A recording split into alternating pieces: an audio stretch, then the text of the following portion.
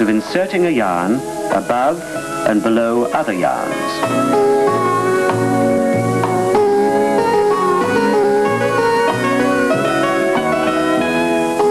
This transversal yarn is called the pick and is added to the others to form the weft of the fabric.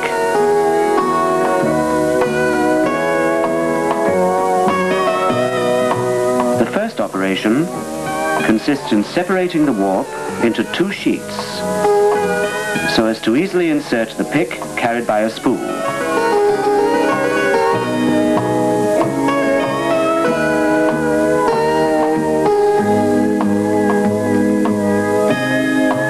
The two sheets are then inversed and a new pick is inserted.